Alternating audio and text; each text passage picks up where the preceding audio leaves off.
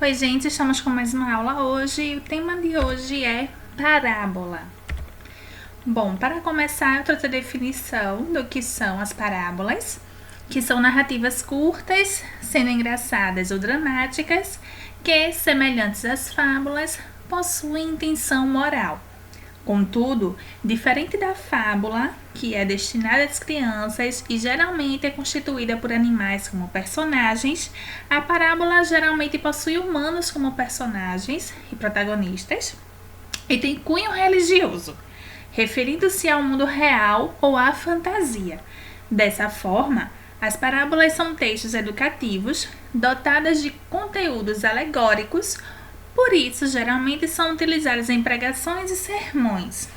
Bom, parábolas, quando eu penso nisso, minha mente já remete a Jesus Cristo, né? Porque nós temos vários exemplos de parábolas que Jesus citava para a população como uma espécie de ensinamento. Nós vamos ver um pouco mais adiante alguns exemplos sobre isso. Mas a parábola ela é um pouco semelhante à fábula pela questão do ensinamento e pela questão de que sempre tem algo relacionado a um ensinamento, a uma lição de moral, né? É a gente contar uma história, uma narrativa, querendo ensinar algo. Mas a fábula, como vocês viram aí no texto, geralmente possui personagens de animais com características humanas. Já as parábolas são os próprios seres humanos que muitas vezes são utilizados representando algum povo ou até mesmo a humanidade. E daí vem essa questão da alegoria, tá? Eu trouxe aqui uma definição da alegoria para a gente entender melhor o que é isso. A alegoria é uma figura de linguagem, tá? É uma narrativa estendida em que os personagens, o cenário e a trama representam um significado concreto e um significado simbólico. Quase todas as alegorias ensinam a lição de moral, religiosa ou política. Falar de alegoria é expandir o sentido, expandir o significado, tá? É você falar de algo querendo abranger esse sentido. Aquele algo não representa só o que foi dito, representa o que é dito e representa as entrelinhas, tá? Bom, para simplificar melhor essa ideia de alegoria, eu trouxe um exemplo aqui do mito da caverna de Platão. Percebam aqui as duas imagens. A imagem acima, nós temos a questão da caverna, tá? Aí temos um cativo sentado, observando, no caso, vendo, espetáculo de sombras. Só que esse espetáculo de sombras, da qual o cativo está admirando, nada mais é do que um reflexo que o fogo está fazendo sobre um caminho de fantoches. Ou seja, nesse mito da caverna de Platão, os cativos, né, como vocês podem ver na imagem abaixo, estão sentados observando as sombras e se admiram com isso, porque acreditam que essas sombras é a representação do mundo real. Só que quando um dos cativos ousa sair da caverna, vai se deparar com a luz do sol, vai se deparar realmente com a verdade, com a realidade da vida, e ele vai notar que existe uma fogueira, um fogo, que está refletindo o caminho de fantoches sobre a parede da caverna, que é justamente o que os cativos acreditam ser o mundo real. Mas, na verdade, o mundo real está fora da caverna, que pode ser visualizado perante a luz do sol. E aí, quando esse cativo volta para a caverna e tenta convencer esses cativos a fazerem o mesmo que ele, encontrar-se com a verdade, a princípio os cativos vão zombar dele, depois acabam espancando ele porque não querem acreditar, não querem sair da caverna, não querem sair do seu mundinho. E por fim, se esse cativo que saiu e voltou continuar insistindo nessa realidade que ninguém acredita, vão acabar matando. E aí eu trouxe aqui uma análise, né, do que seria essa alegoria na caverna. Bom, aí temos aqui a caverna, né, na história vai representar o mundo, né, que é aquilo onde as pessoas estão cegas, né, só estão enxergando aquilo que acham que estão vendo. 2. As sombras, elas vão representar as coisas materiais e sensoriais que percebemos. O prisioneiro que se liberta e sai da caverna é a representação do filósofo. A luz exterior do sol é a luz da verdade, né? É aquele impacto, quando ele sai e se depara com aquilo que ele não conhecia, que ele não imaginava que existia, ele fica impactado, ou seja, a luz da verdade, aquilo que os cativos da caverna não conseguem ter acesso. O mundo exterior é a representação do mundo das ideias verdadeiras e da verdadeira realidade. O instrumento de libertação, que é a interrogação, é aquilo que faz a pessoa sair da sua caixa, né, do seu domo, digamos assim. É quando você começa a se questionar, peraí, essa notícia que eu recebi realmente ocorreu dessa forma? É a realidade? Existem mais pessoas envolvidas nessa notícia? Eu estou ouvindo todas as versões da história, né? Então, quando você começa a se interrogar, a se questionar sobre coisas da vida, você acaba ampliando a sua ideia sobre aquele fato, sobre aquela notícia. Próximo, nós temos a visão do mundo real iluminado, que é justamente a filosofia, né? No mito da caverna de Platão, quando o cativo sai da caverna, ele a princípio fica cego por causa da luz do sol, que é muito forte, que ele não estava acostumado, ele estava acostumado a viver na escuridão da caverna. Mas depois que os olhos começam a se acostumar com a luminosidade do sol, ele começa a enxergar a vida de uma forma diferente. E aí sim seria filosofia. E o próximo tópico, por que os prisioneiros ridicularizam, espancam e matam o filósofo? E aí, como resposta, porque acreditam que o mundo sensível é o único mundo real. Às vezes a gente vê muito isso na vida real também, né? Às vezes as pessoas estão cometendo certos erros e aí aparecem gente para tentar ajudá-la a sair do erro, mas às vezes tem aquelas pessoas que são mais cabeças duras que não querem mudar, né? Querem persistir no erro.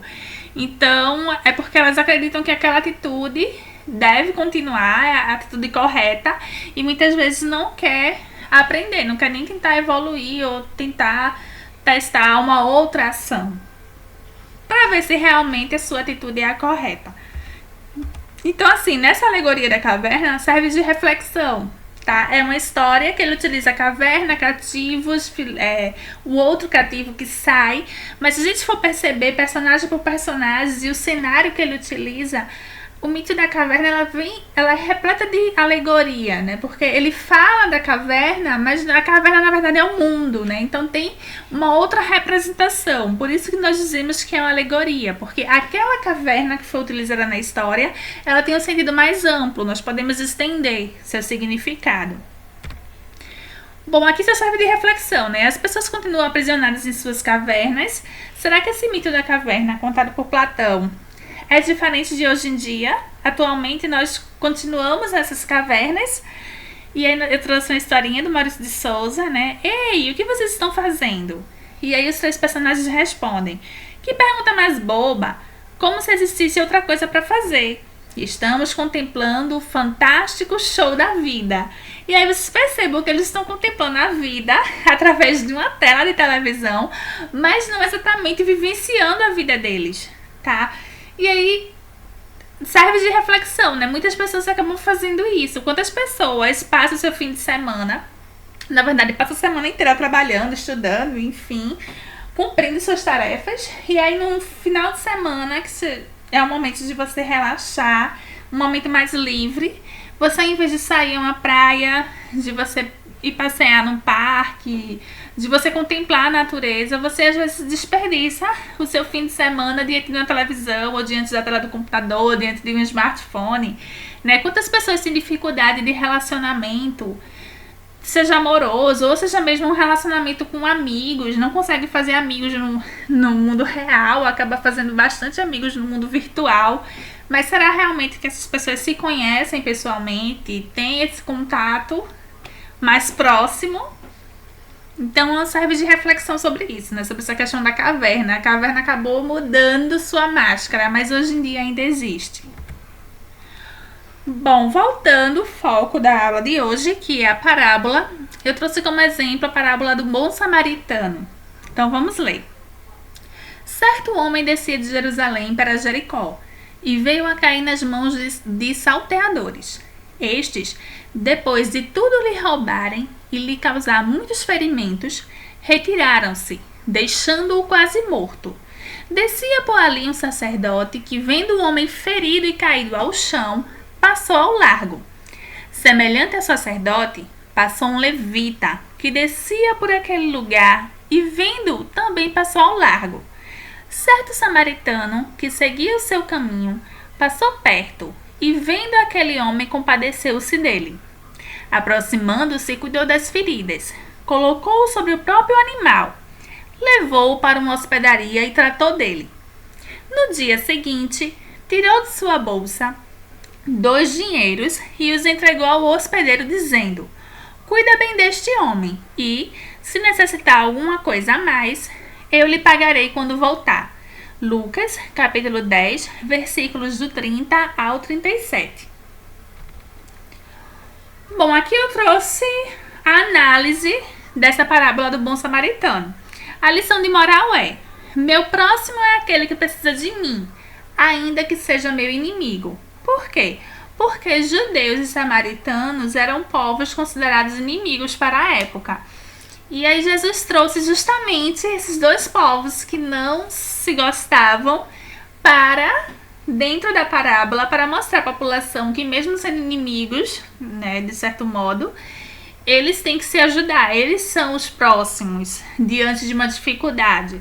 Se uma pessoa está precisando da outra e essa outra pode ajudar, então ela tem que ajudar, independente da raça, da religião, de crenças políticas, de qualquer outro tipo de crença. Tem que se ajudar.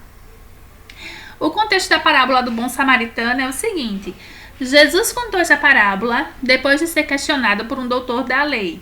E quem é meu próximo? A parábola do bom samaritano foi a resposta mais didática que Jesus utilizou para ensinar a fazer o mesmo, ou seja, seguir o exemplo. Tanto que no final da parábola ele diz: vai e faze tu o mesmo, tá? Então, assim, ele mostrou ao doutor da lei que o próximo é aquela pessoa que realmente precisa de ti no momento da dificuldade. E se você puder ajudar, você realmente vai ter que fazer isso. E aí eu trouxe a questão da alegoria, né, dos sentidos. O bom samaritano é o cristão, tá? O cristão tem que fazer o bem sem olhar a quem. O judeu, na história, representa o quê? A pessoa necessitada. E essa versão, né, do judeu versus samaritano é que, na crença desses povos, eram povos inimigos. Bom, a próxima parábola que eu trouxe a gente encontra em Mateus, capítulo 13. É a parábola do semeador. Naquele mesmo dia, Jesus saiu de casa e se sentou à beira do lago. Uma grande multidão se juntou ao seu redor. Havia tanta gente que Jesus entrou no barco e se sentou. E toda a multidão permanecia de pé na praia. Jesus lhes ensinou muitas coisas por meio de parábolas. Ele dizia: certo homem saiu para semear. Enquanto semeava, uma parte das sementes caiu à beira do caminho e os pássaros vieram e as comeram. Outra parte caiu no meio de pedras, onde havia pouca terra. Essas sementes brotaram depressa, pois a terra não era funda, mas, quando o sol apareceu, elas secaram, pois não tinham raízes. Outra parte das sementes caiu no meio de espinhos, os quais cresceram e as sufocaram. Uma outra parte ainda caiu em terra boa e deu frutos, produzindo 30, 60 e até mesmo 100 vezes mais do que tinha sido plantado. Quem pode ouvir, ouça. Tá? Então a parábola do semeador vai contar a história de um homem que vai plantar sementes e cada semente vai reagir de uma forma diferente em relação ao fruto, se vai dar ou não. Bom, aí na própria Bíblia vai explicar a questão da parábola do semeador. Então eu trouxe aqui a explicação do próprio Jesus. Ouçam que a parábola daquele que semeia quer dizer: a semente que caiu à beira do caminho representa a pessoa que ouve a mensagem a respeito do reino, mas não a compreende. E Satanás então vem e tira as coisas que foram semeadas em seu coração. A semente que caiu no meio de pedras representa a pessoa que ouve a mensagem a respeito do reino e a aceita imediatamente e com muita alegria. Mas, como não tem raiz, não dura muito tempo. Assim que encontra dificuldades ou que é perseguida por causa da mensagem, abandona a sua fé. A semente que caiu no meio de espinhos representa a pessoa que ouve a mensagem a respeito do reino, mas é sufocada pelas preocupações com as coisas desta vida e pela ilusão das riquezas. Essa pessoa não produz nenhum fruto. Mas a semente que caiu em terra boa representa a pessoa que ouve a mensagem e a compreende. Essa pessoa cresce e produz muitos frutos, algumas vezes 30, outras 60 e outras ainda 100 vezes mais. Então nós podemos perceber pela própria explicação de Cristo que essa parábola do semeador vai falar em relação a Deus, né, a Jesus, semear a palavra de Deus no coração das pessoas, mas cada pessoa tem a sua personalidade, tem seu coração distinto do outro. E é isso que faz cada um reagir de forma diferente, dar frutos ou não diante da palavra de Deus. Bom, uma coisa interessante é que na Bíblia vem essa questão da explicação, para que servem as parábolas, desculpa. E aí os discípulos questionaram Cristo sobre isso, e ele também respondeu o seguinte: os discípulos de Jesus, então, se aproximaram dele e lhe perguntaram: por que o Senhor ensina o povo por meio de parábolas? E Jesus lhes respondeu: somente a vocês é dado o privilégio de conhecer as verdades secretas do reino do céu, e não aos outros.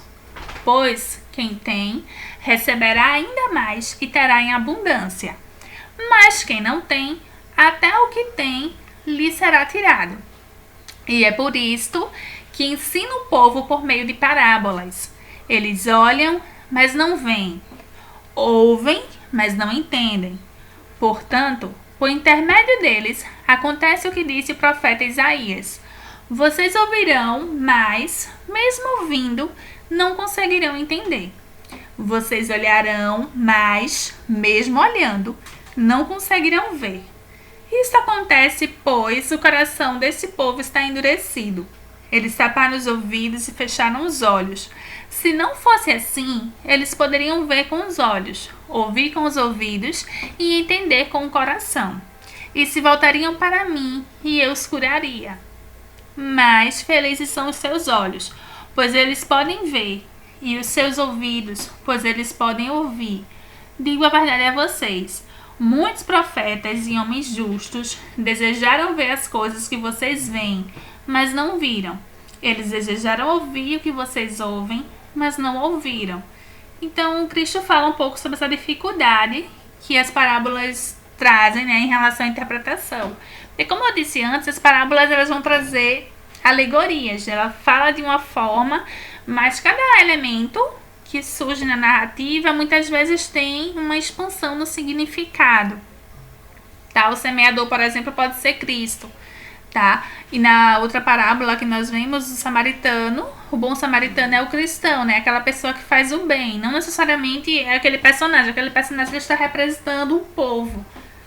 Então, isso traz um pouco de dificuldade na interpretação. Bom, e agora eu trouxe a atividade de vocês, né? Que é a produção textual. Elabore uma parábola com o tema amor, considerando os seguintes aspectos. 1. O texto deve ter narrativa curta, com sentido indireto e alegórico, né? Lembrem-se que a alegoria é isso, é você falar uma coisa com um sentido mais amplo. 2. Os protagonistas, que são os personagens principais, são seres humanos. 3. Possuir lição de moral como ensinamento, né? Toda a parábola tem esse cunho de ensinar alguma coisa, de ensinar lição de moral. Então tem que ser uma história que vocês vão criar, mas querendo ensinar alguma coisa sobre o amor, tá? E por fim, lembre-se que as parábolas mais clássicas são de origem bíblica, então siga este exemplo, tá? Eu deixei 2 parábolas que foram analisadas nós acabamos de ver nessas parábolas. Então, sigam isso como exemplo para vocês constituírem o texto de vocês. Como sugestão de atividade, eu trouxe esse texto, que a fonte está aí da sua escola. Vocês podem clicar para verem mais exemplos, tá? Mas nós temos aqui a ovelha perdida, de Lucas, capítulo 15, versículo de 1 ao 7. Certo dia, Jesus estava pregando. Todos os cobradores de impostos e pescadores se aproximaram para o escutar. Mas os fariseus e doutores da lei criticavam Jesus, dizendo: este homem acolhe os pecadores e come com eles. Então, Jesus lhes contou esta parábola. Se um de vós tem 100 ovelhas e perde uma, será que não deixa as 99 no campo para ir procurar a ovelha que se perdeu até a encontrar? E, quando a encontra, com muita alegria, coloca-a nos braços. Chegando em casa, reúne os amigos e vizinhos para dizer: alegrai-vos comigo, encontrei a minha ovelha que estava perdida. Eu vos declaro, do mesmo modo, haverá mais alegria no céu por um só pecador que se converte do que por 99 justos que não precisam de conversão. Então percebam aqui que essa ovelha perdida está justamente fazendo referência àquele pecador que estava perdido, mas que se converte às leis de Deus, né? Que aceita Cristo na sua vida. Então, quem vai se alegrar, na verdade, é Deus, né? Isso que ele quis ensinar, que ele quis falar. Então, assim, essa sugestão de atividade é o quê? Vocês poderem contar uma narrativa, né? Contar uma história com ilustrações. Eu vou deixar isso daqui em aberto. Vocês podem escolher entre escrever um texto corrido ou escrever dessa forma, que eu acho que é bem mais didática, né? Escrever trechos da narrativa e ir ilustrando. Eu já percebi que vocês gostam bastante de desenhar, né? Então, fica isso como uma sugestão, vocês escreverem um texto e ilustrá-lo. É isso, gente. Qualquer dúvida, podem entrar em contato comigo no canal ou na plataforma da escola, que eu irei responder a vocês. Até breve. E obrigada pela atenção.